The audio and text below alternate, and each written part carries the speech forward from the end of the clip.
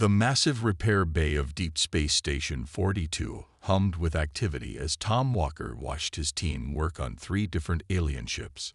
The station's wide windows offered a breathtaking view of Jupiter's swirling storms in the background, making the whole scene look like something from an old sci-fi movie. Except this wasn't a movie.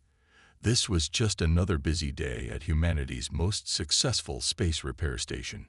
Tom sipped his coffee, watching as sparks flew from where his mechanics worked on a beetle-shaped alien trader. The sight still amazed him, even after 10 years as station chief. Humans working on technology that should have been centuries beyond their understanding, fixing things that even the aliens themselves sometimes couldn't repair. Chief, the voice of his communications officer, Mike, crackled through his earpiece. "We've got an emergency distress call coming in." "What's the situation?"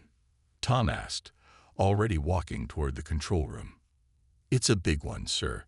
A diplomatic vessel from the Galactic Council. Their main drive is dead, and they're drifting just past Saturn's orbit." Tom quickened his pace. A Galactic Council ship. Those were the best of the best, with technology that made most other alien ships look like toys. If they were calling for help, something was seriously wrong. The control room's main screen showed the massive ship, its sleek silver hull stretching nearly a kilometer in length. It would barely fit in their biggest repair bay. But that wasn't what worried Tom. What worried him was the dark patch near the ship's center where its quantum drive should be glowing. "They say 3 other repair stations already turned them away," Mike added. "Said it was impossible to fix." Tom smiled. Impossible was what humans did best. As he studied the ship's readings, Tom's mind wandered back to how all this started, 50 years ago. He remembered the stories his father used to tell him about humanity's first contact with alien life. Everyone had expected the aliens to be either hostile invaders or advanced beings coming to solve all of Earth's problems. Instead, they got something completely different.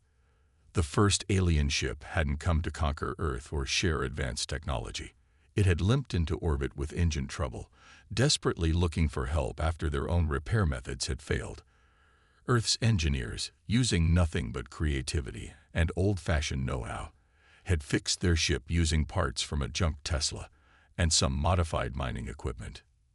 The aliens had been amazed, not by humanity's technology, which they saw as primitive, but by their ability to fix almost anything using whatever they had on hand.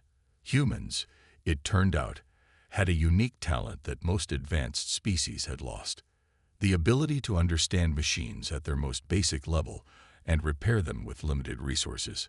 Word spread quickly through the galaxy. More ships started showing up, asking for repairs. What started as a few isolated incidents became a flood of alien vessels seeking human help. Earth's nations, seeing an opportunity, began building repair stations in space. Deep Space Station 42 was one of the first and still the best. "Sir," Mike's voice snapped Tom back to the present. "Should I tell them we'll help?" Tom looked at his repair schedule. They were already overbooked, and this job would be harder than anything they tackled before. But that's what made humans special. They never backed down from a challenge. "Tell them we're sending out a tug," he said, "and get Alice from engineering. If anyone can figure this out, it's her." As Mike sent the message, Tom watched more ships appearing through the station's windows. A bulbous cargo hauler from the Rim Worlds, a crystalline passenger liner, and what looked like a small alien fishing boat. All of them coming to humans for help, all of them trusting human ingenuity to solve their problems. "Just another day at the office," Tom muttered, finishing his coffee as he prepared to welcome their latest impossible challenge. The massive Galactic Council ship filled almost every inch of Repair Bay 7, its silver hull reflecting the bright work lights. Alice Morgan stood on the observation deck, her experienced eyes scanning the dead quantum drive. After 30 years of fixing everything from toasters to alien spaceships, she thought she'd seen it all. She was wrong. "Well, that's a mess," she said, watching as the scanning drones flew around the damaged section. The quantum drive, usually glowing with a soft blue light, was completely dark. Its complex crystal matrices, worth more than Earth's entire yearly budget, were cracked and twisted. 3 alien engineers stood next to her, their tall, thin forms making her feel short. They wore the official uniform of the Galactic Council's Engineering Corps, probably the most advanced technical experts in the known galaxy. "We regret to inform you that the damage is beyond repair," the lead alien engineer said, his translator making his voice sound like rocks in a blender. 7 of our best repair stations have confirmed this. The crystal matrices cannot be fixed once they reach this level of degradation. Alice walked closer to the window, something catching her eye. The damage pattern looked familiar, but not from any alien tech she'd worked on. Where had she seen this before? Then it hit her. She turned to Tom, who had been quietly watching from the corner. "Chief, remember that ancient washing machine museum we visited last year?" Tom raised an eyebrow. "The one in Seattle. What about it?" The spin cycle drum had the exact same crack pattern when it failed. The museum guide said it was a common problem with that model. Alice pulled up some images on her tablet. "Look at this." She showed them side by side. The quantum drive's crystal matrix and an old washing machine drum from 2020. The crack patterns were identical. The alien engineers looked confused. "What is a washing machine?" one asked. "Old Earth tech for cleaning clothes," Tom explained.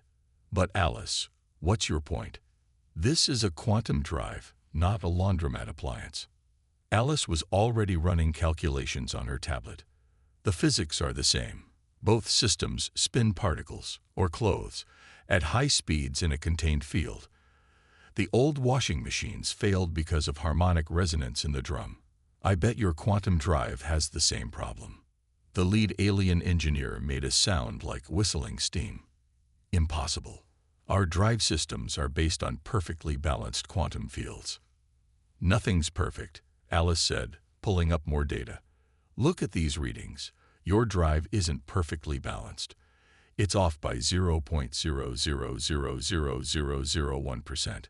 Over time, that tiny imperfection created a resonance pattern, just like those washing machines." Tom watched her work, a smile growing on his face. This was why humans were different. While aliens built everything to be perfect, humans knew that nothing ever really was. They planned for failure, understood it, and learned to fix it. "We can fix this," Alice said, already sketching out plans. "We'll need to adapt some old washing machine repair techniques, scale them up about 1,000,000 times, and combine them with modern quantum field stabilizers. Use washing machine repairs on a quantum drive." The alien engineers looked like they might faint. "That is not possible." "Watch us," Tom said. He turned to the intercom. "Attention Repair Team Alpha. Report to Bay 7. And someone find me every technical manual on 2020 washing machines you can get." The next few hours were chaos. Alice led her team in what looked like madness to the alien observers. They pulled parts from a dozen different species ships, modified Earth equipment that had no business being near a quantum drive, and used repair techniques that ranged from cutting-edge science to what looked like pure guesswork. "The quantum field is starting to stabilize," one of the alien engineers said, checking his instruments in disbelief. "But how?" Alice wiped grease from her hands as she watched the drive's crystals slowly begin to glow again. "Sometimes the oldest solutions are the best ones. We just needed to think simple." Tom watched from his usual corner as the alien engineers huddled around their instruments, muttering in their own language. He knew that by tomorrow, every major alien news network would be talking about how humans fixed an unfixable quantum drive using washing machine repair techniques. Just another day at Deep Space Station 42. The news of the quantum drive repair spread through the station like wildfire. Alice's repair team had managed to stabilize the initial fix, but now came the hard part, making it permanent.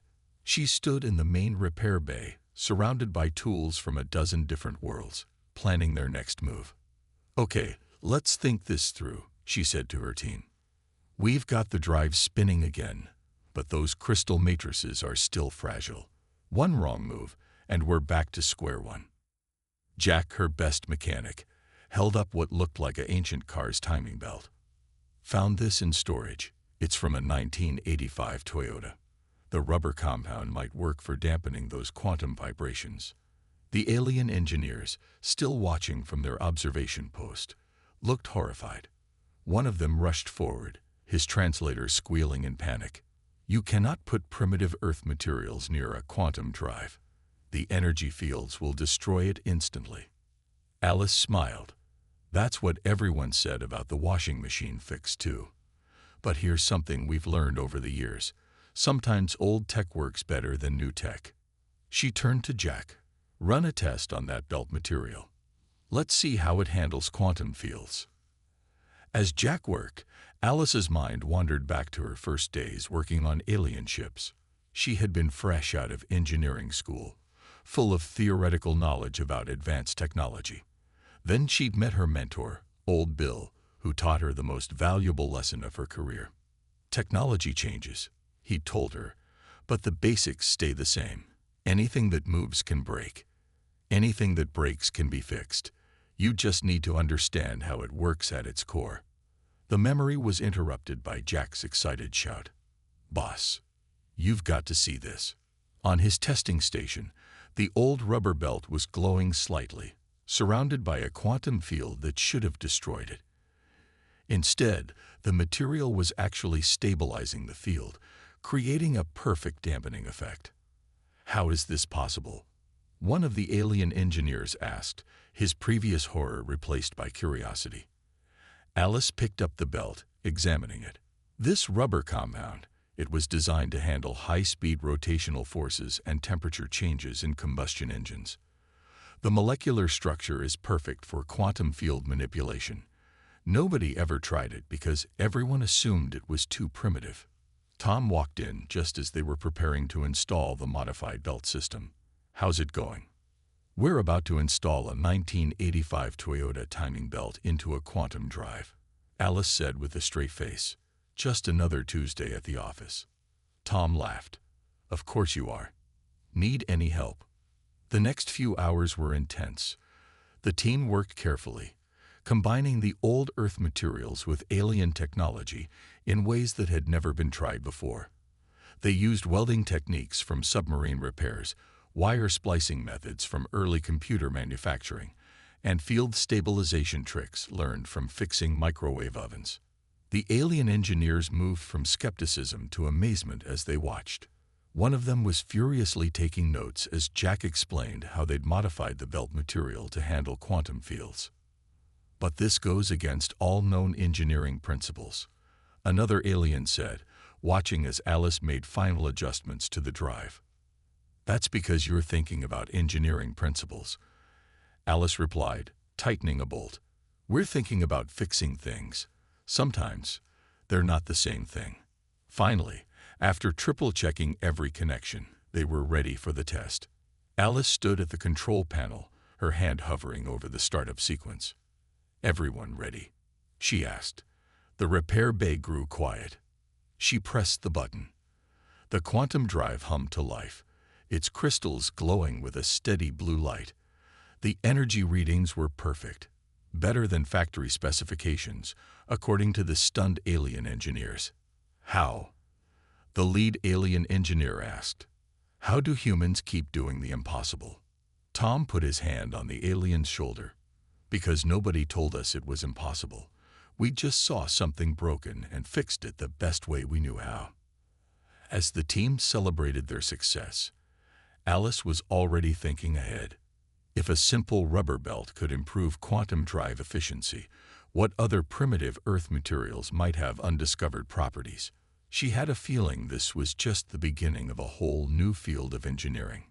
Well, she said to her team, who's ready to try something really crazy? The celebration in Deep Space Station 42's repair bay didn't last long.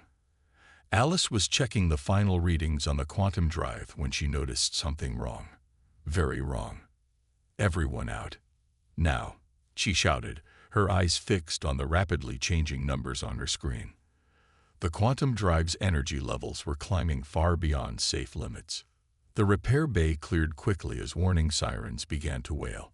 Through the observation window, they watched as strange patterns of light began dancing across the repaired quantum drive. The modified Toyota timing belt was holding, but something else was going wrong. "What's happening?" Tom asked, rushing to join Alice at the control panel. "The drive is pulling power from somewhere," Alice said, her fingers flying over the controls. "But our power systems are shut down. It doesn't make sense." The alien engineers huddled around their own instruments, their normally calm faces showing clear signs of panic. "Impossible. The drive is creating a feedback loop with the station's background power field." Tom looked at the main power readouts for the station. They were dropping fast. "How long until we lose life support?" 20 minutes, maybe less," Alice said. She turned to the lead alien engineer. "Has this ever happened before?" The alien made a clicking sound of distress. "Never. Quantum drives are not supposed to interact with standard power fields at all. This should not be possible." "Well, it's happening," Alice said, already moving toward the emergency equipment locker. "And if we don't stop it, we're going to lose the station." She pulled out an old tablet and began drawing something. Tom recognized that look in her eyes. It was the same one she'd had during the washing machine solution. "Jack," she called out, "remember that old submarine repair manual you showed me last month? The one about emergency reactor shutdowns?" Jack's eyes widened. "You can't be serious. That's 200-year-old technology. And right now, it might save our lives." Alice turned to Tom. "Chief, I need permission to try something crazy." Tom looked at the power readings, now dropping even faster, then back at Alice. "Whatever you're thinking, do it fast." Alice's plan was either brilliant or insane. She explained it quickly. Submarines in the 21st century had developed emergency procedures for shutting down reactors that were going critical. The principles were similar to what was happening with the quantum drive. "We need to create a controlled power sink," she said, sketching out a diagram. "Like a lightning rod, but for quantum energy." The alien engineers watched in horror as Alice's team began modifying old Earth electrical equipment. They connected thick copper cables, salvaged from an old nuclear power plant, to the station's frame. More cables went from there to the quantum drive's housing. "This is madness," one of the aliens protested.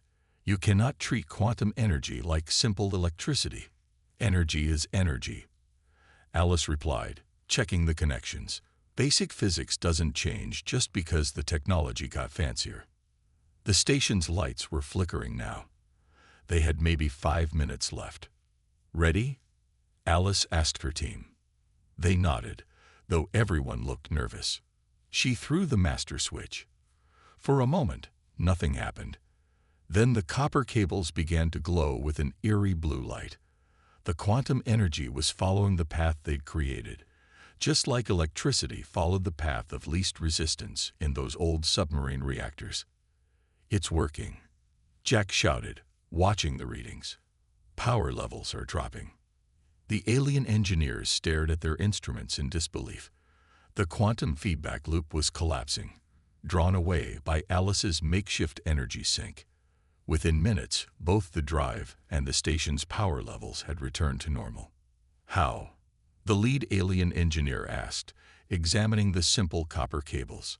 "Our most advanced energy containment systems couldn't have done this." Alice walked over to the quantum drive, which was now humming peacefully. "Sometimes the old ways are the best ways. Your containment systems tried to fight the energy. We just gave it somewhere else to go." Tom looked proudly at his team. They'd just saved the station using techniques from ancient submarines, copper cables that belonged in a museum, and pure human ingenuity. "You know," he said to the still stunned alien engineers, "there's an old Earth saying, if it looks stupid but works, it isn't stupid." As the repair bay returned to normal, Alice was already making notes. This incident would change how they handled quantum drives forever. And once again, it was old human technology that had shown the way forward. "Just think," she said to her team. What other old solutions might work on new problems? After the crisis, Deep Space Station 42's repair bay became the center of attention. Word had spread about how humans had saved a quantum drive using old submarine techniques and a Toyota timing belt. Now, the observation deck was crowded with alien engineers from 6 different species, all watching as Alice's team prepared for the final phase of repairs. "Okay, people," Alice said, laying out their tools on a workbench. "We've stabilized the drive and fixed the power feedback issue. Now we need to make sure this never happens again." The tools on her bench would have made any alien engineer laugh if they hadn't just seen what humans could do with simple technology. There was an old multimeter from 2025, copper wire, some rubber padding from earth mining equipment, and what looked like parts from an ancient radio. "Jack, bring out our secret weapon," Alice called out. Jack wheeled in a cart carrying something that made the alien observers buzz with confusion. It was a microwave oven from the station's kitchen. "A food heating device?" the lead alien engineer asked. "What possible use could that serve?" Alice smiled.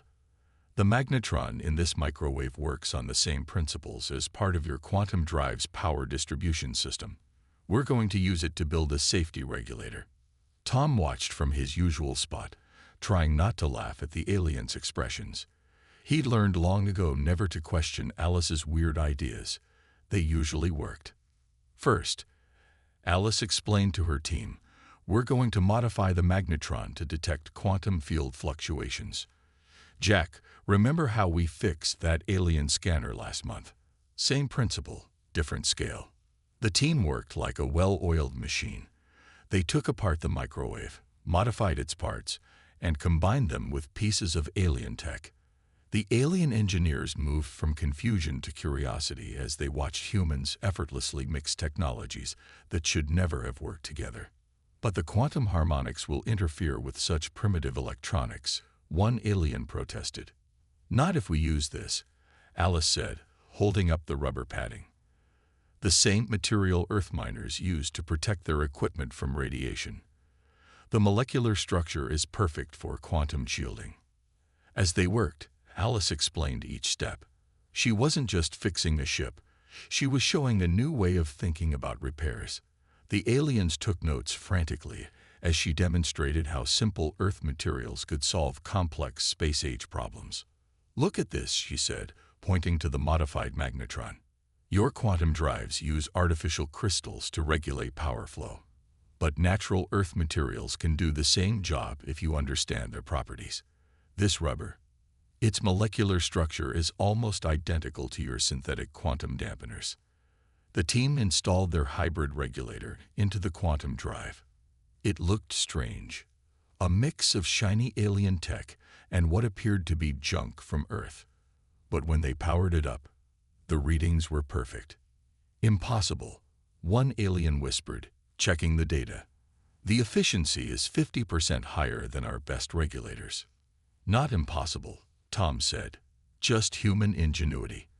We've been fixing things with whatever we have on hand for thousands of years. Sometimes the simple solution is the best solution." Alice ran a final diagnostic. The quantum drive was now running better than new.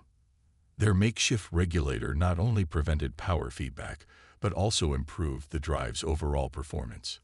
"Think about it," she told the watching aliens. "Your technology tries to achieve perfect control over quantum forces, but we learned long ago that trying to control something completely is less effective than working with it. That's why our primitive solutions work. We don't fight the physics, we use it." The lead alien engineer studied the modified drive for a long time. Finally, he turned to Tom. "We have been approaching engineering wrong for centuries. Perhaps it is time we learned from humans." Tom nodded. "That's why we built these repair stations. Not just to fix ships, but to share ideas. Every species has something to teach and something to learn." As the aliens began asking detailed questions about Earth repair techniques, Alice was already thinking ahead. If a microwave magnetron could improve a quantum drive, what other everyday devices might hold solutions to space-age problems? You know what this means, she said to her team with a grin. We're going to need a bigger jump drawer. 2 weeks after the quantum drive repair, Deep Space Station 42 was busier than ever. Tom stood at his favorite observation window, watching as ships from across the galaxy lined up for repairs. The success with the Galactic Council's ship had turned their repair station from famous to legendary. Chief, Mike called from his communication station. You need to see this. Tom walked over to the main screen where Mike pulled up news feeds from various alien networks. Every single one was talking about the humans' impossible repair job. The headlines flashed across the screen in different alien languages, all translated to English. Human engineers fix unfixable drive. Earth technology revolutionizes quantum repairs. Are primitive solutions the future of space travel? It's been like this all morning, Mike said. Every major species is talking about us. We've got ships backed up all the way to Mars waiting for repair slots. A massive alien cargo ship was currently docked in Bay 3. Its captain, a tall being with silvery scales, was talking to Alice near the repair schedule board. We passed 3 other repair stations to reach Earth, the alien captain said. They all said our gravity generator couldn't be fixed. But after hearing what you did with that quantum drive, the captain's translator crackled with hope. Alice looked at the ship's readings. A gravity generator. Give us 2 days. We've got some old Earth elevator parts that might just do the trick. Tom smiled as he watched more ships arrive. There was a small research vessel from the outer rim, its hull covered in strange symbols. Behind it, a luxury passenger liner with engine trouble. Even a military patrol ship, its proud crew swallowing their pride to ask humans for help. Jack appeared at Tom's side, holding his tablet. Chief, you're going to want to see these numbers. He showed Tom the repair station's earnings for the past week. The number had so many zeros that Tom had to count them twice. The Galactic Council just sent us an official request, Jack continued. They want us to teach our repair methods at their engineering academy. They're calling it Practical Solutions in Advanced Repair, or something fancy like that. Down in the repair bay, Alice was giving a tour to a group of young alien engineers. They watched in amazement as her team fixed a complex alien sensor array using parts from an old Earth satellite and what looked like a modified coffee maker. The key isn't having the most advanced tools, she explained to them. It's understanding how things work at their most basic level. Once you understand that, you can fix anything with almost anything. One of the alien engineers raised an appendage. But how do you know which Earth materials will work with our technology? Trial and error, Alice said honestly. Lots of experience and a willingness to try new things. That's why we keep everything. You never know when an old car part might be exactly what you need to fix a spaceship. The station's success was having wider effects too. Tom read reports of other human repair stations opening across the solar system.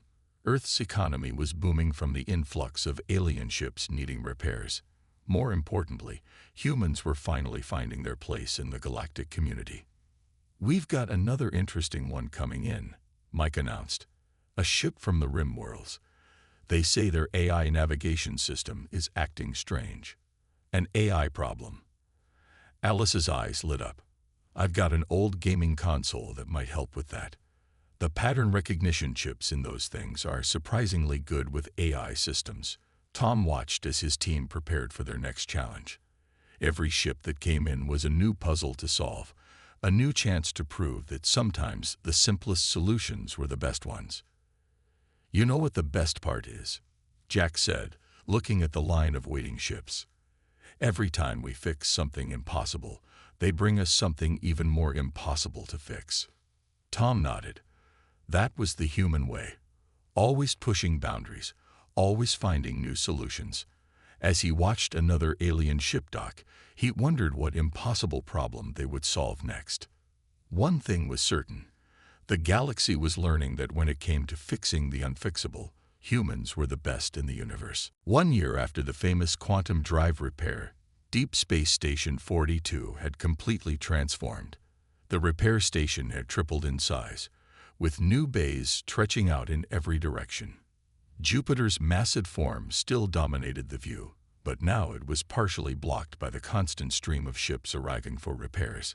Tom walked through the newly expanded main repair bay, where something unprecedented was happening. Human mechanics worked alongside alien engineers, teaching them the art of primitive innovation, as it had come to be known throughout the galaxy. See, the trick is to not overthink it, Alice was saying to a group of alien students. She held up what looked like an old smartphone. This little computer might be 200 years old, but its error correction systems work perfectly with modern quantum computers. Sometimes older is better. The station now had a dedicated Earth Tech Museum, showcasing the various everyday items that had revolutionized space repair. The modified Toyota timing belt had its own display case, along with the microwave magnetron that had saved the quantum drive. Each item had become a teaching tool, showing how simple solutions could solve complex problems. "Chief," Mike called over the intercom. "The Galactic Council representatives are here for the ceremony." Tom straightened his uniform and headed to the main conference room. Today was a big day. The official recognition of human repair techniques as the new galactic standard. The conference room was packed with representatives from every major spacefaring species. At the front, Alice stood next to a strange-looking device, their latest innovation. It looked like a mix of alien technology and what appeared to be parts from an old Earth vending machine. "This is impossible," one of the alien officials said, checking readings on the device. "You've increased quantum engine efficiency by 300% using." "What exactly?" "The coin sorting mechanism from a 2020 vending machine," Alice said proudly. "Turns out the way it separated different-sized coins works perfectly for organizing quantum particles." "Who knew?" The lead council member stepped forward, his ceremonial robes gleaming. "1 year ago, we thought we knew everything about spacecraft repair. We believed more advanced technology was always better." He looked around the room. "Humans have proved us wonderfully wrong." Tom watched as the council member officially signed the declaration. From now on, all galactic repair stations would be required to learn and use human repair techniques. Every engineering academy would teach Earth's primitive innovation alongside advanced alien theory. But it wasn't just about repairs anymore. The station had become a melting pot of ideas. Alien engineers brought their advanced theories, while humans shared their practical experience. Together, they were creating entirely new ways of solving problems. "We've got something interesting coming in," Jack announced, checking his tablet. "A ship from beyond the galaxy's edge. Some kind of technology we've never seen before." Alice's eyes lit up with that familiar spark of curiosity. "Beyond the galaxy. Now that sounds like fun. What do we have in the junk drawer that might work with unknown alien tech?" Tom smiled as he watched his team gather around the repair bay's main screen, already throwing out ideas. Some suggested using old radio parts. Others thought modified Earth satellites might help. One junior mechanic even mentioned something about using an ancient game console controller. "You know what makes humans special?" Tom said to the alien council member standing next to him. "It's not that we're smarter or more advanced. It's that we never forgot our roots. Every piece of technology, no matter how primitive it seems, has value if you understand it well enough." The alien nodded. "That is why the galaxy needs humans. You see possibilities where we see only problems." As the day ended, Tom stood at his favorite window again. The repair station's lights illuminated dozens of ships, each waiting for that special human touch. Earth had found its place in the galaxy not by being the most advanced, but by remembering that sometimes the oldest solutions were the best ones. "Ready for tomorrow?" Alice asked, joining him at the window. "Always," Tom replied. "What impossible thing are we going to fix next?" Alice grinned. "With human ingenuity and a decent junk drawer, nothing's impossible." Above them, more ships appeared in the distance, each bringing new challenges, new technologies, and new opportunities for humans to prove that understanding the basics was the greatest technology of all.